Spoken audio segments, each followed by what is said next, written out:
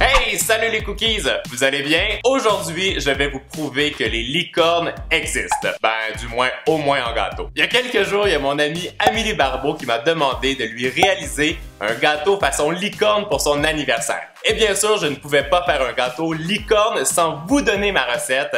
Mais vous le savez, aujourd'hui, on va pas faire un gâteau licorne classique. Non.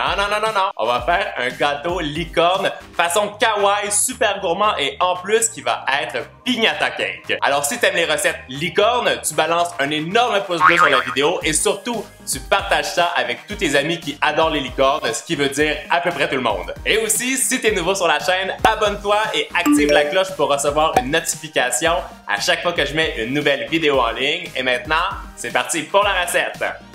Première étape, on va réaliser un gâteau à la vanille qui est super moelleux et très simple à réaliser. Et pour ça, j'utilise de la farine, du sucre, de la crème sûre ou de la crème fraîche épaisse, aussi de l'huile végétale. Moi, j'ai pris de l'huile de canola, des œufs, de l'arôme de vanille, de la levure chimique, du bicarbonate de soude, une grosse pincée de sel et aussi des colorants. Moi, aujourd'hui, j'ai pris du violet, du bleu, du jaune et aussi du rose. Et avec tout ça, je vais vous montrer comment réaliser la base de votre gâteau licorne qui va être trop bon. Allez, on continue! Première étape, je verse le bicarbonate de soude, la levure chimique et la pincée de sel dans la farine et je mélange ça rapidement avec une cuillère pour que ce soit bien homogène. Dans un grand bol, je combine le sucre avec l'huile végétale ou l'huile de canola, tous les œufs, l'arôme de vanille, la crème épaisse ou la crème sûre et je mélange ça avec ma mixette pour que ça devienne bien lisse. J'ajoute tous les ingrédients secs et je mélange à nouveau.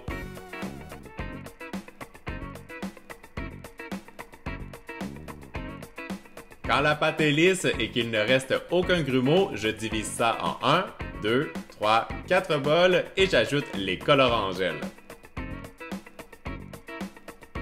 Moi j'ai pris du violet, du bleu, du rose et du jaune.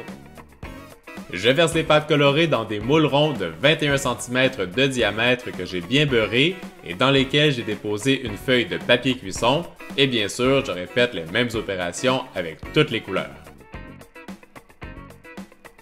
Et ça part en cuisson pour environ 30 minutes à 180 degrés Celsius. Alors, nos gâteaux sont en train de cuire lentement au four, tranquillou parce qu'on veut que ce soit vraiment très moelleux. Et pendant ce temps-là, on va s'attaquer à la partie glaçage de la recette. Et pour le faire, très simple. Vous prenez du sucre glace, du beurre qui est très mou, du lait, de l'arôme de vanille.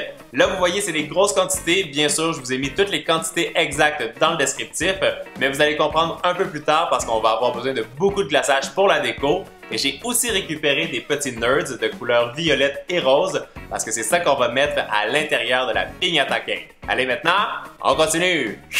Je combine le beurre avec tout le sucre glace dans un très grand bol parce qu'on va avoir besoin de beaucoup d'espace. J'ajoute le lait et l'arôme de vanille et je récupère ma mixette pour mélanger tout ça et pour que ça devienne bien crémeux, lisse et qu'il ne reste aucun grumeau. Quand c'est fait, je récupère mes gâteaux qui ont bien refroidi et comme vous le voyez, j'ai déjà coupé le chapeau. Les gâteaux sont ultra moelleux, c'est ça qui est vraiment génial avec cette recette. Je prends ensuite un emporte-pièce à donuts et je viens découper la forme dans le gâteau rose et dans le gâteau violet. Je dépose mon gâteau bleu sur un plateau tournant et avec la crème au beurre, je viens dessiner un grand cercle sur tout le pourtour du gâteau en faisant bien attention à ne pas en mettre au centre. Je lisse tout ça avec une spatule coudée et je viens déposer le plus grand cercle de gâteau violet sur le dessus. Je mets aussi un peu de glaçage sur le petit disque de gâteau violet et je viens le coller en plein centre. Je rajoute encore un peu plus de glaçage sur les deux parties du gâteau. Et je lisse encore avec la spatule coudée. Je dépose le grand anneau de couleur rose avec le petit cercle en plein centre et je viens remplir l'espace libre avec les nerds rose et violet. Là, c'est le moment de vous lâcher et d'être super généreux avec les bonbons parce que c'est ça qui va sortir du gâteau quand vous allez le découper.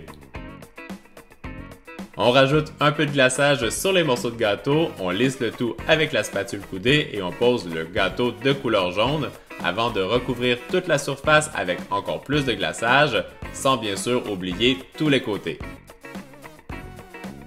Encore un petit coup de spatule coudée sur le dessus du gâteau et aussi sur les côtés. Et pour que ce soit nickel, je récupère une corne à pâtisserie pour bien lisser le tout et que ce soit bien droit. L'étape finale, la déco, et vous me connaissez, c'est ma partie préférée. Alors on a préparé notre gâteau qui est bien lisse, je l'ai mis quelques instants au frigo, comme ça le glaçage devient bien ferme. J'ai récupéré tout le reste du glaçage parce qu'on en avait fait beaucoup. Je l'ai coloré avec du bleu, avec du rose et du violet, et je l'ai mis dans des poches à pâtisserie avec des douilles de formes et de tailles différentes.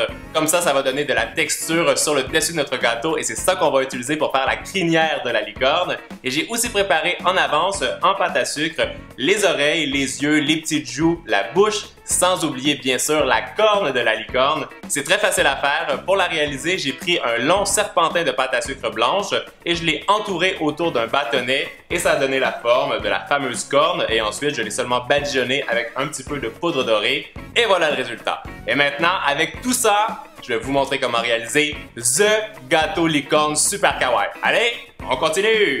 Je commence par faire une grosse rosace en haut sur le côté du gâteau et j'alterne les formes et les couleurs de chaque côté pour créer plein de reliefs.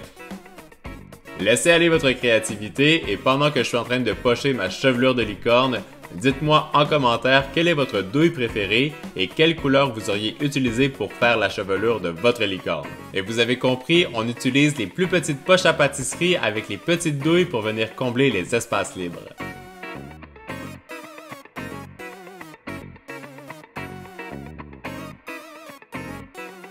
Je continue en faisant les mêmes opérations mais sur les côtés du gâteau parce qu'on veut donner l'illusion que la crinière de la licorne va jusqu'à l'arrière du gâteau. Quand tous les détails sont terminés, on place les deux yeux, les joues roses super kawaii, la mini bouche, la corne de licorne et bien sûr les petites oreilles.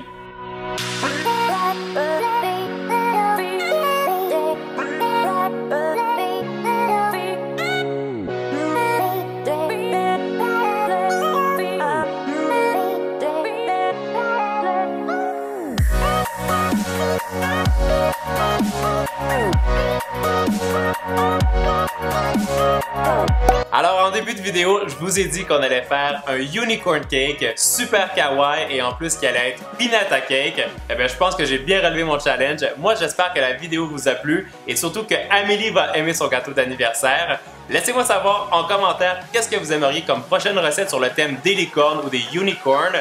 Partagez la vidéo avec vos amis et pensez que mercredi, il n'y a pas de vidéo sur Carly's Cooking, mais je vais faire une nouvelle vidéo sur la chaîne d'Isaac avec lui pour sa deuxième vidéo. On fait le Fortnite Dance Challenge Part 2. Alors soyez au rendez-vous et nous d'ici là, on se donne rendez-vous ce vendredi pour notre vidéo du Fun Friday. Et n'oubliez pas mes cookies, vous êtes les meilleurs. Ciao, ciao!